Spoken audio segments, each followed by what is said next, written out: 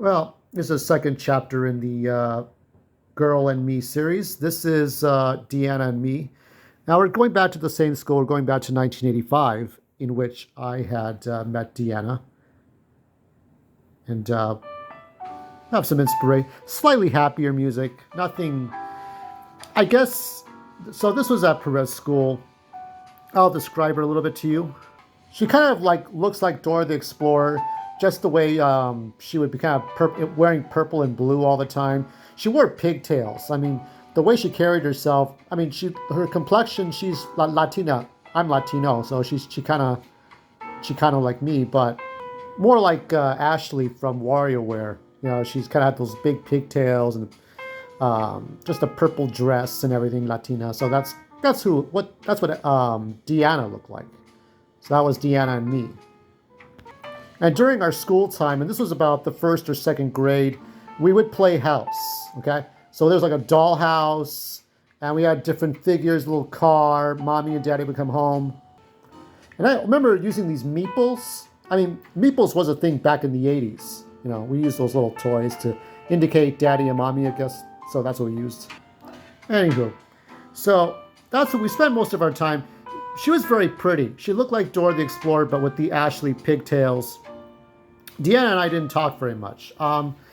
She had that sort of smile that was photogenic, but it was very annoying. She looked like she could have been a Girl Scout cookies, whatever. She just had this politically correct face about herself. Now looking back, I mean, when you're an adult, you say, "Oh, look at the cute children," right? But when you're a child, looking at another child, you have a more objective face. I was thinking of Farg Skeletor Joel's time where he was dressed up as a cop, and the girl threw up in her face, threw up in his on his uniform, and they were in the second or third grade. So it's it's looking at people objectively. Anyway, my story's that we played house. So we had the Meeple dolls, we had the cars. We had so obviously the dollhouse that we had was way better than this. Way better than this. I mean, it was an actually fully realized dollhouse, and so we just I don't know, for some reason we played a few times. We didn't really talk to each other outside of that, but I don't know what it was about her. I can't remember the conversations we had anymore because obviously that was 7, 8 years old. That was way long time. You're talking about 1985. You're talking about way back then. My mom told me before I even started kindergarten that I would hide from the other kids. So that's a whole other topic about me being sociopathic and dark and incel and menacing. But as far as this goes, it was just my memories were very vague about this stuff. We would just play around. I don't know. I don't think from her, the way she behaved, I don't think we did a very good job, or at least I didn't. Maybe I wasn't as cutesy about it, because this is really a thing for girls more than it is for boys. Now, it's possible boys can enjoy this stuff for a reason or another, but naturally, from my experience, from my childhood, girls loved playing this more than the boys. That's just how it was back in 1985. So, what do? You're daddy tending to the baby. You work in the kitchen. You come home from work. You put the car in the garage. You feed the dog. You make dinner. You kiss the girl meeple. We had different meeples. I'm trying to remember. There's a brown one and a blue one. The blue meeple I remember a blue meeple with a hat. That was Dad coming home from work and taking care of the kids, and that's all it was. I never really saw her again after the second grade, so it was just a short time.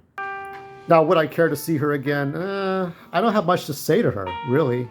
I think she and I were just like not compatible, cute little Minnie Mouse couple. Okay, I think she was on her own. I think maybe she wanted to get married and have kids when she got to be an adult. I hope she did all right, but I don't know. I think I just wasn't very good at. You come from a very abusive childhood. Playing house during the first and second grade wasn't on your list of priorities. I wish her the best of luck, but while it wasn't as sweet and sympathetic as Lorraine, she was somebody that was on my mind during those times. I remember I used to think, oh, is Deanna going to be there? Are we going to play house again?